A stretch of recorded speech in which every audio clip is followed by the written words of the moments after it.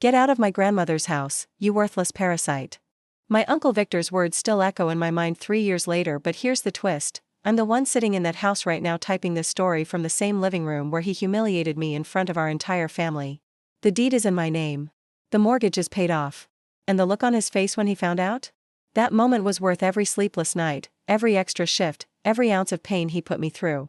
Let me tell you exactly how I went from being thrown out like garbage to owning the very ground my family tried to bury me under. My name is Julian, and this is the story of how I bought my family's betrayal and turned it into my greatest victory. It started with my grandmother. Grandma Elise was the heart of our family, a retired schoolteacher who lived in the same 3-bedroom craftsman house in Portland, Oregon, for 52 years. When Grandpa died in 2015, she asked me to move in with her. I was 24, fresh out of college with a mountain of student debt and an entry-level job at a local accounting firm. She needed help around the house, and I needed affordable rent. It seemed perfect. For 6 years, I lived with Grandma Elise. I maintained the house, drove her to doctor's appointments, managed her medications when her memory started to slip, and sat with her every Sunday watching old movies she loved. I paid rent, $800 a month, which she insisted on even though I would have done it for free. I put that money directly into an account I'd set up for her property taxes and home maintenance. My Uncle Victor and his wife Denise visited maybe twice a year. My cousin Ashton, their son, came even less. They lived 40 minutes away in Lake Oswego, in a McMansion that Victor loved to brag about. Every visit was the same. Victor would walk through Grandma's house pointing out everything that needed updating. Denise would make passive-aggressive comments about the old lady smell, and Ashton would sit in the corner scrolling his phone, waiting to leave. But they always found time to remind Grandma about the house. You know, Mom, this property is worth close to $600,000 now, Victor would say, his eyes scanning the rooms like a real estate appraiser. When the time comes, we'll need to talk about what makes sense for the family. Grandma would just pat his hand and change the subject. She never liked talking about when the time comes. The time came in March of 2022. Grandma Elise passed away peacefully in her sleep at 87 years old. I found her in the morning, still tucked under the quilt her mother had made. I called 911, then sat with her until they arrived, holding her hand and sobbing like a child. The vultures descended before she was even buried. Victor showed up the day after her death with a folder full of documents and a lawyer I'd never seen before. They sat me down in the living room, my living room, the room where I'd spent 6 years caring for his mother, and delivered the news. Julian, we need to discuss the property situation. Can this wait? I asked. The funeral isn't even planned yet. This is the funeral planning, Denise said, examining her manicure. We need to establish who has authority over the estate. Victor slid a piece of paper across the coffee table. It was a copy of Grandma's will, a will I'd never seen before. Mom updated her will 18 months ago, Victor explained, and something in his voice made my stomach drop. She left the house to me, as her only surviving child. I'm sure you understand. I didn't understand. I didn't understand at all. But, she told me. I started. What did she tell you, Julian? Victor's lawyer leaned forward. Do you have anything in writing? Any documentation of a verbal agreement? I didn't. Grandma and I had talked about the future many times. She told me she wanted me to have the house, that I'd earned it, that I was more of a son to her than Victor had ever been. But I'd never asked her to put it in writing. I'd trusted family. That was my first mistake. The next 3 weeks were a nightmare. Victor gave me 30 days to vacate his property. When I protested, when I begged for more time. When I pointed out that I'd paid rent for 6 years and maintained the house and cared for his mother while he couldn't be bothered to visit, he looked at me with cold eyes and said the words I'll never forget. Get out of my grandmother's house, you worthless parasite. You're not family. You're just someone who was convenient. Denise stood behind him, smirking. Ashton didn't even look up from his phone. I packed my life into my Honda Civic and a small storage unit. I couch-surfed with friends for 3 weeks before finding a tiny studio apartment I could barely afford. I cried myself to sleep more times than I'll admit. I replayed every conversation with Grandma, wondering if I'd misunderstood, wondering if I'd imagined her promises. But underneath the grief and the shock, something else was growing. Something harder. Something patient. I started paying attention. The first thing I noticed was that Victor didn't move into the house. It sat empty for 2 months while he and Denise decided what to do with it. Through mutual family contacts, people who felt guilty about what had happened but not guilty enough to help me, I learned that Victor had taken out a loan against the property almost immediately after the probate cleared. Then another loan. Then a third.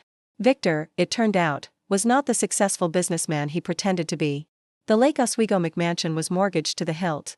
His car dealership was hemorrhaging money. He'd been borrowing against Grandma's house before she was cold in the ground, using it as collateral for increasingly desperate business ventures. By October of 2022, he defaulted on all 3 loans.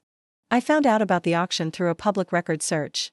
I'd made it a habit to check the property status every week, call it obsession, call it grief, call it the first stage of a plan I didn't fully understand yet. When I saw the notice of default, my hands started shaking. When I saw the scheduled foreclosure auction date, I felt something I hadn't felt in 7 months. Hope. But hope without a plan is just wishful thinking. I had 4 months until the auction, and I needed to be ready. The first step was research. I spent every evening after work studying Oregon foreclosure law, auction procedures, and property acquisition strategies. I learned that foreclosure auctions are cash-only events. I learned about title searches and lien priorities. I learned that banks often set starting bids well below market value just to move properties off their books. The house was worth approximately $620,000 according to recent comps. Victor owed $540,000 across his various loans. The bank's opening bid would likely be somewhere around $400,000, enough to cover their primary position plus fees. I had $63,000 in savings. Not even close. The second step was assembling resources. I picked up freelance accounting work on nights and weekends. I sold my car and bought a cheaper one, pocketing the $12,000 difference. I moved from my studio to a room in a shared house, cutting my rent in half. I ate rice and beans and frozen vegetables. I didn't buy new clothes. I didn't go out with friends. Every dollar I earned went into a dedicated account I named Elise. By January, I had $91,000. Still not enough. But I had one more card to play. I reached out to my father's side of the family, people Victor had never bothered with, people Grandma Elise had always treated with kindness when they visited. My father had died when I was 12, but his brother, my Uncle Ray, had stayed in touch over the years. When I told him what had happened, what Victor had done, and what I was planning, he was quiet for a long moment. How much do you need? I don't know exactly. The auction could go anywhere from $400,000 to $500,000. I have 91. I need a cushion in case of a bidding war. Uncle Ray owned a small construction company in Eugene. He wasn't wealthy, but he was comfortable, and he'd never forgiven Victor for the way he treated his sister-in-law's funeral arrangements. Apparently taking over everything and billing the estate for expenses that seemed inflated. I can loan you $150,000, he said. But Julian, this is everything I can spare. If you lose at that auction, I need it back. You'll get it back either way. I promise. By the week before the auction, I had $241,000 in certified funds and a pre-approved mortgage commitment for an additional $200,000. My maximum bid would be $441,000. It might not be enough, but it was everything I had. The auction was held on February 14th, Valentine's Day, if you can believe the poetry of that. It took place on the steps of the Washington County Courthouse, just like in the old movies. I arrived 2 hours early, wearing a plain jacket and keeping my head down. I didn't want to be recognized.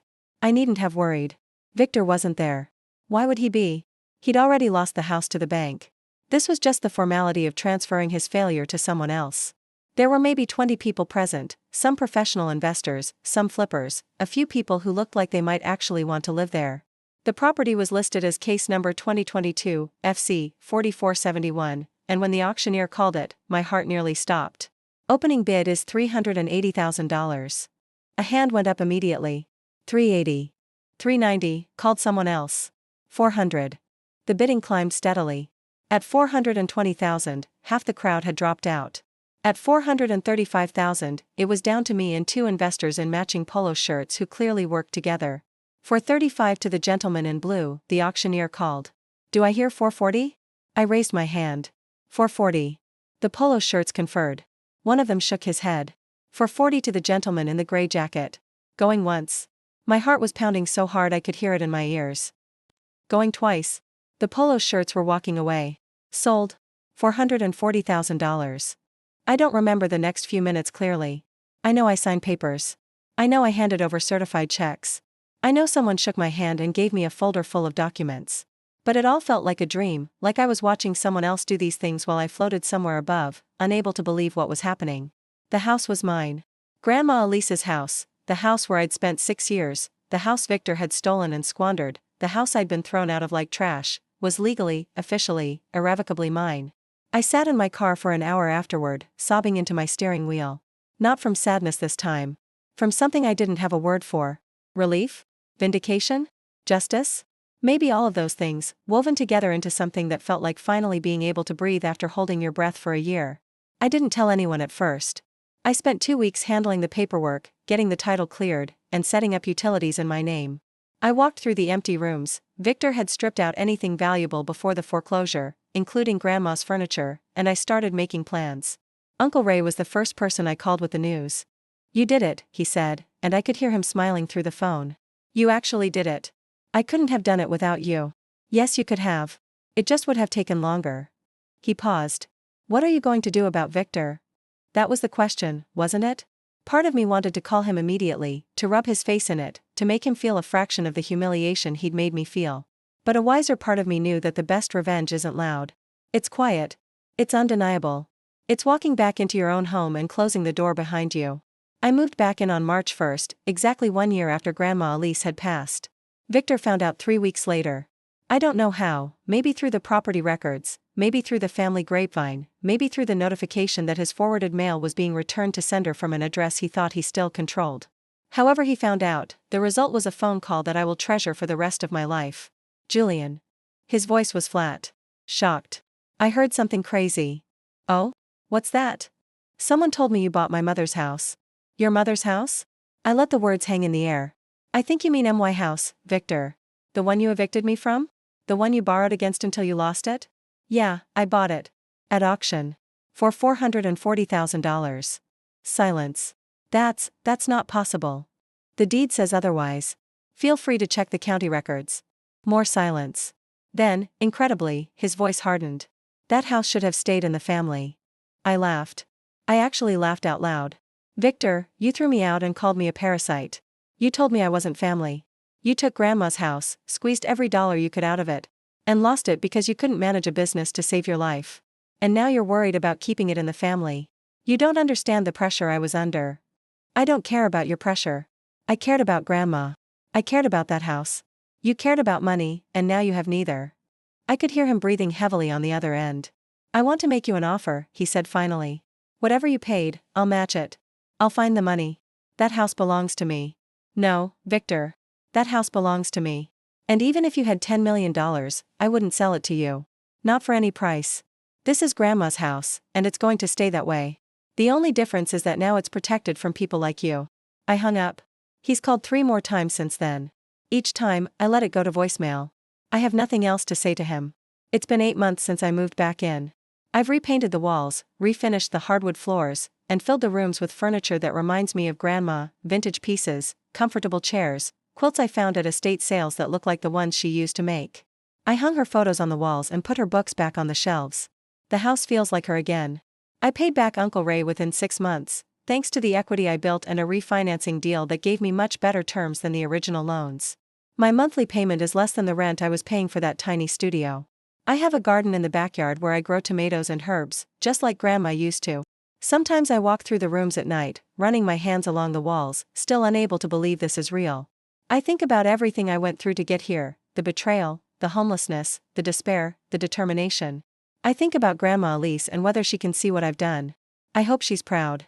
I think she would be. If you're watching this and you've been betrayed by people who were supposed to love you, I want you to know something. The pain is real, and you're allowed to feel it. But the pain doesn't have to be the end of your story. Sometimes it's the beginning. Victor thought he broke me when he threw me out of that house. He thought he was teaching me my place, showing me that blood doesn't matter when money is on the table. But what he actually taught me was that I'm stronger than I ever knew. That I can survive things I never thought I'd have to face. That patience and planning can defeat cruelty and arrogance. The house isn't just a building to me anymore. It's proof. Proof that betrayal doesn't have to be the final word. Proof that you can take back what was stolen. Proof that sometimes, not always, but sometimes, justice actually happens. Last month, I got a letter from Ashton, Victor's son. Just a few lines, handwritten on plain paper. "Julian, I heard what happened with the house. I don't know all the details of what my dad did.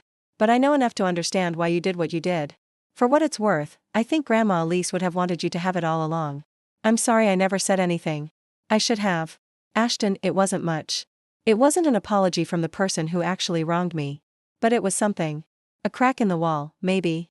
A suggestion that not everyone in that family is lost." I wrote him back. Just a few lines of my own. "Ashton, thank you for reaching out.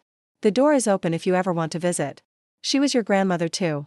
Julian, I don't know if he'll take me up on it. I don't know if any of this will lead to reconciliation or healing or whatever it is that families are supposed to find after explosions like this. Maybe it will. Maybe it won't. But here's what I do know. I'm sitting in my grandmother's living room, in a house that was stolen from me and bought back with my own hands. The deed is in my name. The walls are painted colors I chose. The future is something I control now, not something that's done to me by people who were supposed to protect me. They thought they broke me. They thought kicking me out was the end of my story. They were dead wrong. And if you're going through something similar right now, if someone has taken something from you that you loved, if you've been betrayed by people you trusted, if you sleeping on couches and wondering if you ever feel whole again, I want you to remember this story. Remember that foreclosures are public record. Remember that auctions don't care about family drama. Remember that patience and planning can move mountains, even when you feel like you can barely stand. And remember that sometimes, the best revenge isn't yelling or fighting or making a scene. Sometimes the best revenge is quietly, methodically, legally buying back everything they tried to take from you. Then living your best life in it.